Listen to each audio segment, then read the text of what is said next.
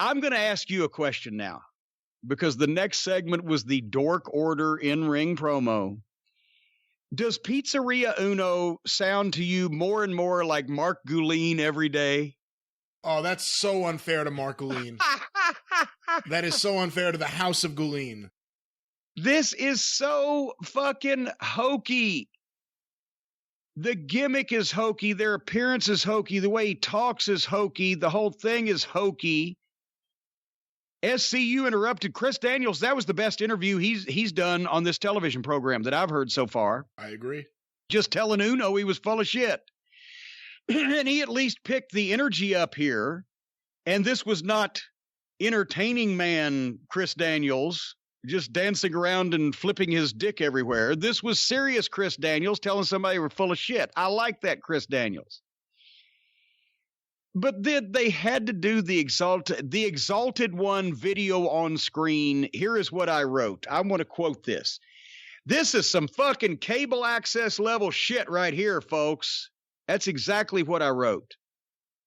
Because what the fuck, I'm not knocking this guy as a talent. I'm sure I don't know him. I don't know that I've met him. Brodie Lee, Luke Harper, whichever name. I'm sure he was very underutilized in his previous position. However, their new leader, their new boss, the guy that we've been milked on all these weeks is a former WWF undercard guy.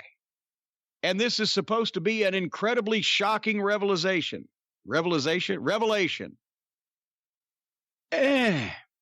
You only milk somebody and bring them out and reveal them like that without them making an incredible impact. If they're somebody, why are they convinced that this guy who they've seen get the shit kicked out of him on national television for the other company for 2 years is somebody without any rehabilitation or sanding him down and starting over? Well, one thing to note that's important was the original debut. This episode was going to be in Rochester, New York, which is his hometown. So they were expecting a big reaction because it was his home. I guess a big babyface reaction now that I think about it. Oh, shit. Well, there you go. Well, the leader of the evil fucking Dark Order would be cheered out of the building. And are they that hard up in fucking Rochester that this guy is a national hero in Rochester? It's not like The Rock is coming home to American Samoa.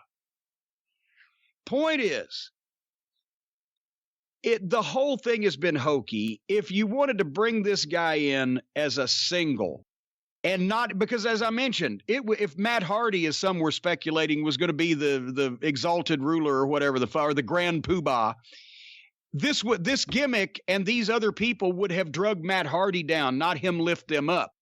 So you got a guy with half of the track record and half of the name recognition and half of the visual recognition and half of the credibility of Matt Hardy. He's the new ruler.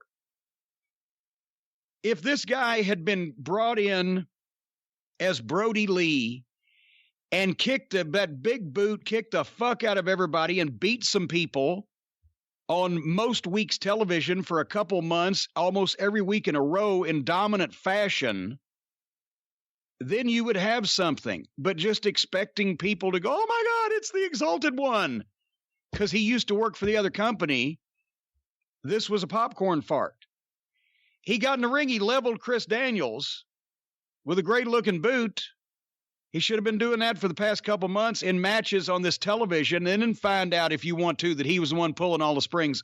Or just don't put him in with this fucking death gimmick, which is going to kill more careers than the coronavirus, because it is fucking rotten. So, but they kept this short. Then, tell me what you think. Was this an impactful debut for anybody?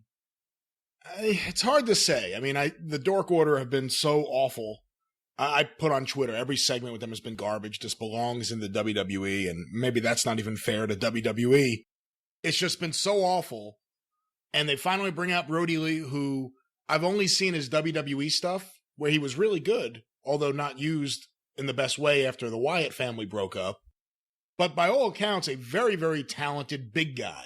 Someone who could do some stuff. I think it's unfortunate whoever gave him his gear, because it didn't seem like that was a good decision.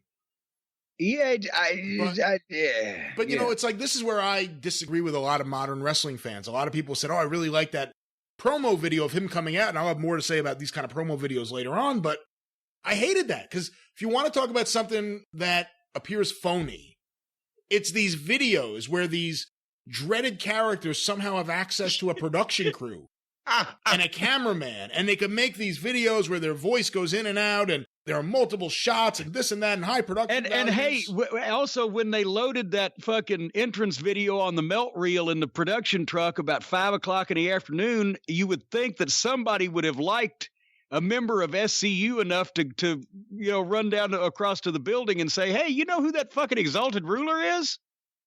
Yeah, so I mean, that's the thing. And again, this is where I disagree with a lot of fans, and we'll talk about it with the Jake and Lance Archer segment, but I hate these vignette videos that are clearly staged and phony. They're just phony. I mean, because there's a way to do things so that it appears real, that it appears that even if the character is a bit too far, it's presented in a manner that would at least make sense, as opposed to, I now have a camera crew and I'm going to make these demonic videos to deliver to you on the Titantron. I will load it into the player. I'll give it to the production team, and then I'll be ready to make my big entrance. I hate that.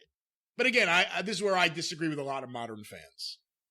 You know, when we brought Kevin Sullivan in as the master in Smoky Mountain Wrestling, and we had milked all along somebody was out to get Brian Lee, right? And remember, Night Stalker came in, and then the Mongolian Mauler and all these freaks and weirdos. And finally, the night has come that the master is going to be revealed, because we were in a high school gym and there was 2 locker rooms, right? And for television and for the live audience, I said, how can we keep the identity of the master a secret until it takes place? I said, easy. He don't come in the building.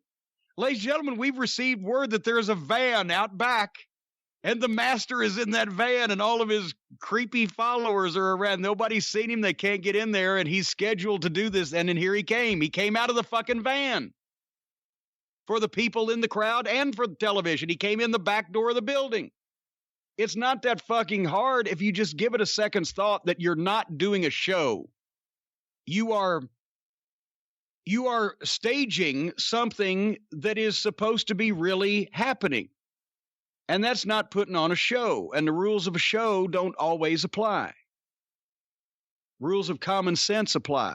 The one positive I could say is that the Dork Order didn't get as many boos as they usually do. I bet if the guys had really been allowed to express their true feelings, they would have. I know that for a fact, yeah. Anyway,